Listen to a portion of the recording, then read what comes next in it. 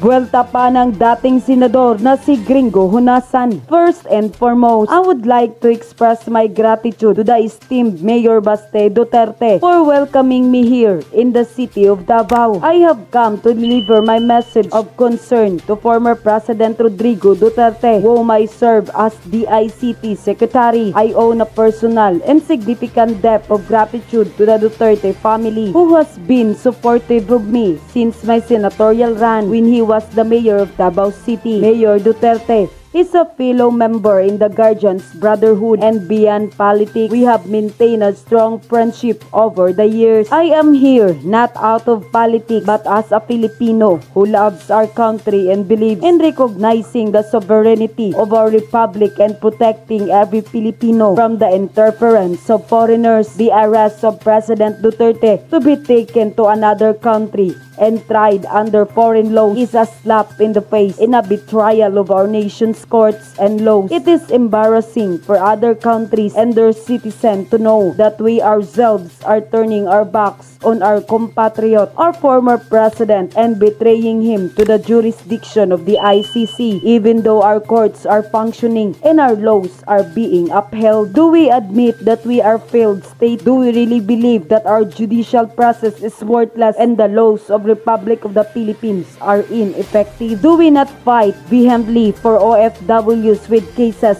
or conviction in other countries to be brought back to the Philippines? Why then did we kidnap and transport President Duterte to be incarcerated and tried in a court that does not fall under our jurisdiction? The President is already in his 80s. Even if this were the only consideration, it does not make things harder for him. Many Filipinos, both here and abroad, are calling for the return of President Duterte to the Philippines. If there are charges to face, he should be tried in his own country. Many of us are eager to take action, to do what we can in the face of what we are dealing with. At this point, we will submit a petition to the ICC to bring President Duterte back to his home country, the Philippines. This petition is in accordance with the rules and regulation of the ICC, allowing the people to participate directly in the ongoing proceedings. We aim to gather as many signatures as possible and extend invitations to other organizations to join us in our effort to bring back former President Rodrigo Duterte and uphold the sovereignty of our laws, courts, and the dignity of the Filipino nation. Your campaign from NGOs, dahil wala kaming personalidad, no, para ihain ito on an individual basis. So binubuo namin ang isang malawak at malapad na koalisyon ng non-government organization sa kalsada, sa social media, sa harap ng kamera, sa harap ng mikropono. Importante marinig natin, no, yung tinig, yung tunay na tinig ng taong bayan. Sa pamamagitan ng signature drive na ito, formal na ipaparating sa ICC ang matinding sigaw ng sambayanang Pilipino na pabalikin na sa Pilipinas si dating Pangulong Duterte. Gawa po namin ngayon ay hindi lamang salig sa tuntunin ng ating mga batas, kung hindi, nakasalig din sa patakaran na tuntunin ng ICC. Hindi po namin gagawin ito. So, kung marami po ang pipirma, mas maganda po, makita ng ICC na sa ganitong paraan pa lang nagkakaisa na ang Pilipino. Maliban pa sa mga boses na nakikita nila ngayon worldwide. Hindi po ito'y parang tira bulag lang. Hindi po. Ito'y padadala sa ICC. Dito sa ating bansa, si former President Duterte, dito litisin. Ayaw natin ang gulo at gusto natin pagkakaisa. In fact, kung ianggulo natin ito, saan nakagis na namin? Kasama na si Manong Dante. Ano ang pillars ng national security? Political unity. Okay lang yung pagdebate. Okay lang. Huwag lang magkapikunan at magkasakitan. Social cohesion. Nagkakaisa tayo na hindi ito pro or anti. No? Ito ay pro-Filipino. This is a pro-Filipino effort na hindi natin naririnig sa national conversation. Kung maalala mo, Glenn, higit na 1 taon na nakakalipas. Meron tayo mungkahi as a private citizen na bago sumama ang sitwasyon. Pwede ba yung ating Pangulo nakaupo sa pwesto at yung mga buhay pang dating Pangulo, kasama na si President Duterte, si President GMA, si President Era, magulong sa kwarto, walang media, walang mic, walang camera. Pag-usapan nila, no, kung ano ang gagawin para mabuo yung sambayanan. Kung medyo nakinig sila noon, wala sana itong sitwasyon natin. Baka lagpas na tayo rin sa sisihan. Ang question is, ano gagawin natin? Okay, mabuti na itanong yan. Hindi na ito issue tungkol kay former President Duterte. Issue na ito ng bayan, ng sambayan ng Pilipinas. Kaya kami ngayon nandito. So, balik tayo sa katanungan mo. Kahit na anong pamaraan, basta pumirma ka, e-signature, dito sa loob ng ating bansa, abroad, pumirma ka para ipahiwatig sa ICC at sa Korte Suprema ng unang hakbang dapat ay magtulungan tayo, pag-isipan nilang mabuti para humupa yung sitwasyon, ibalik dito sa ating bansa si former President Duterte. Dito litisin.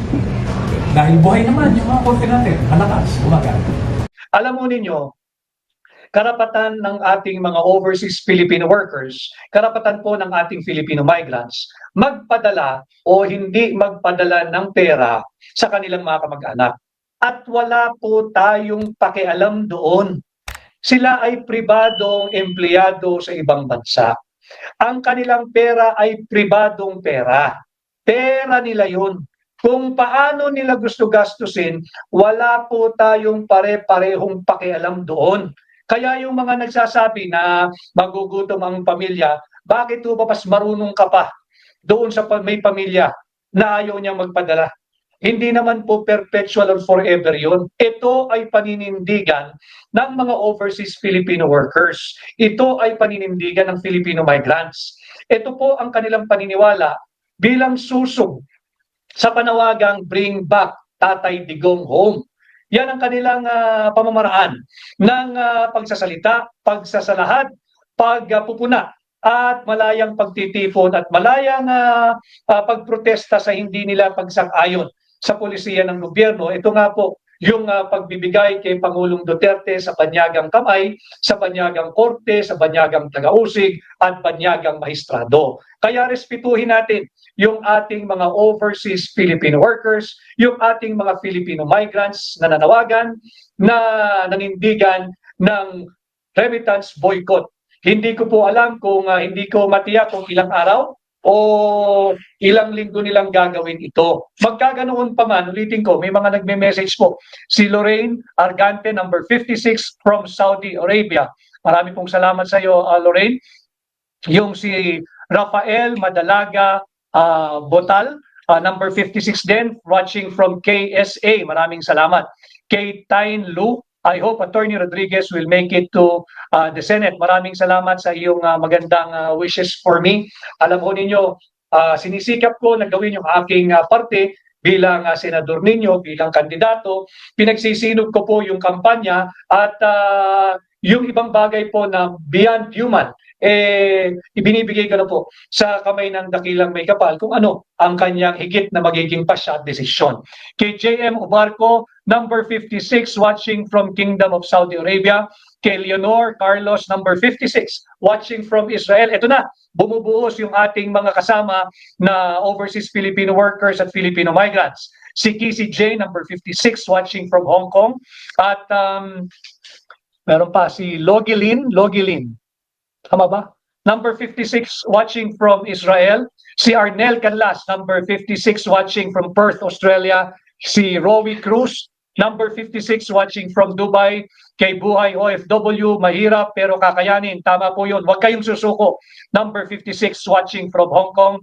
Kay JJHMPM, number 56, watching from Doha, Qatar. Maraming salamat sa ating mga gising na gising, mulat na mulat at nag-aalab na damdamin ng ating mga kapwa kababayang Pilipino, mga overseas Filipino workers at Filipino migrants.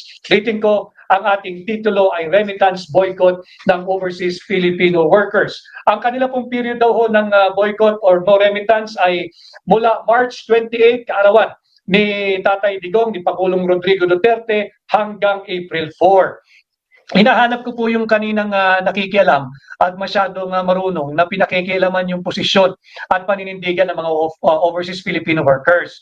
Bakit daw po hindi sila magkakaroon ng remittance? Kawawa naman yung kanilang pamilya. Unang-una, kaya po sila ng ibang bayan upang kumita ng marangal at magkaroon ng malinis na pagkakakitaan para nang sa ganon, yung kanilang perang gagamitin upang ipakain at ipampabuhay sa kanilang pamilya ay galing sa marangal. Kung ayaw nila mag-remit ng 1 araw, 5 araw, 1 linggo, wala pong pakialam ang kahit na sino. Ulitin ko, karapatan ng ating overseas Filipino workers, karapatan ng Filipino migrants mag-remit o hindi mag-remit. Karapatan po nilang mag-remit kung kinakailan nila gusto at wala pong sino man ang maaaring magdikta sa kanila kung kailan dapat mag-remit, kung kinakailangan dapat maghulog, kung kinakailangan magpadala sa kanilang mga kamag-anak. Bakit? Pera po ng ating mga kababayang Pilipino yan. Yung ating mga Filipino migrants at overseas Filipino workers. Pribadong pera po iyan at yan po ay pinaghirapan nila dugod pawis, nagpakalayo-layo sa Pilipinas, nagpakalayo-layo sa kanilang mga mahal sa buhay, kaya walang sino mang pwedeng magdikta na sila ay hindi dapat magpatuloy sa kanilang paninindigan na ilang araw na remittance boycott o no remittance day.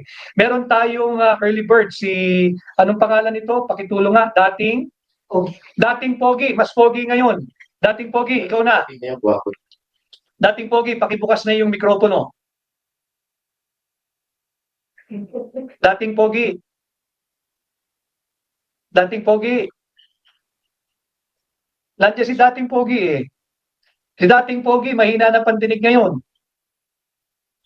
Dating Pogi. Hello? Ayun, Dating Pogi. Magandang hapon. Taga saan si Dating Pogi? Kasi mo po ako. Taga Cebu. Ano ba yung nasa ano mo? Oh, Ayun. paano po straight 12? 10 lang kami.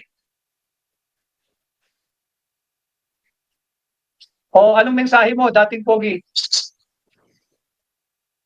Ayun, nakikipaglaban pa rin tayo. Oo, lahat tayo, namimiss natin si Tatay Digong. Nakita natin lahat na kung paano siya pinagkaitan ng kanyang karapatan, paano siya pinagkaitan ng due process. Maya-maya tatalakayin din natin yan, Dating Pogi. Ano ang mensahe mo para mapagbigyan natin yung iba nakapila?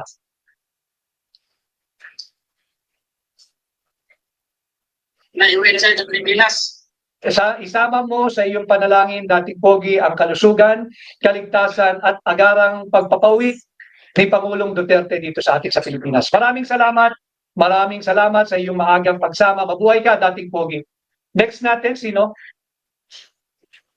Thank you. Sino si? Gmar. Hi, Gmar. Dating Pogi, paki-mute na yung mikropono mo para mapagbigyan natin yung iba. Gmar, ikaw na. Gmar, pakibuksas yung camera at saka yung mikropono. Salamat po, Atty. Hi, Gmar. Mabuhay ka. Taga saan si Gmar? Ako si po, Atty. Taga Davao City. Anong mensahe ni Gmar dito sa ating pinag-uusapang remittance boycott ng OFW? Sa akin lang po, Atty. Yung mga OFW natin nasa dyan, tumatanong lang ng utang na loob sa ginawa ng ating dati Pangulong Digong, Atty. Kasi kung hindi si Pangulong Digong, Atty., hindi abot ng 10 years validity ang mga passport ng mga OFW natin, Atty. Kaya nga, tumatanong sila ng utang na loob kay Tatay Digong, Atty. Kaya nga, napapasalamat ako, nag-isipatya sila sa lahat ng ginawa ni Tatay Digong. Kaya nga, sa lahat ng mga OFW natin, napapasalamat ako sa pagsuporta nyo kay Tatay Digong.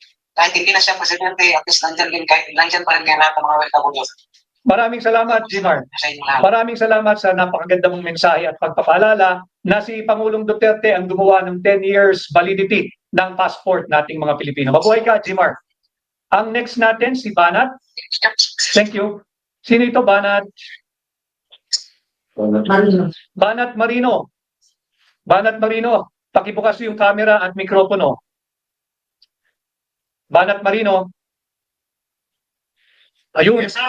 Good morning or good Sunday, Jack. Hapon pa lamang, 4:50. 4:50 in the afternoon. Nasaan si Banat Marino? Sir, Saan yan? Saan ka? Nasaan ka ngayong lugar? nasa Nordic Ray. Oh, ingat ka dyan at maraming salamat sa iyong pagsama, Banat Marino. Ano ang iyong mensahe para kay Tatay Digong at nalalapit na ang kanyang 80th birthday?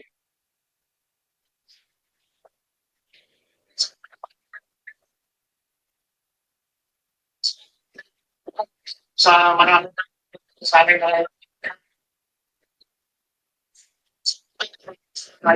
appreciate ka. So, sa dami mo. Mga tumagal dyan sa lahat ng mga OFW, mga kapits, sa mga ilong bulan. PDP laban straight tayo. Iparamdam po natin sa kanila na tayo po ay buong suporta para kay Tatay Digong, para sa napili niya po 10 kandidato. Number 1 po natin si Atty. Vic Rodriguez. Kapis po, kapis. Yun po. Thank you. Maraming salamat. Please. Maraming salamat, Banat Marino, sa iyong aktibong pangangampanya at pag-endorso. At sama mo, paulit-ulitin ko to. Sa lahat ng aking nakakausap, isama po ninyo sa inyong panalangin ang kalusugan, kaligtasan at agarang pagpapauwi kay Pangulong Duterte dito sa Pilipinas. Maraming salamat, Banat Marino. Thank you. Si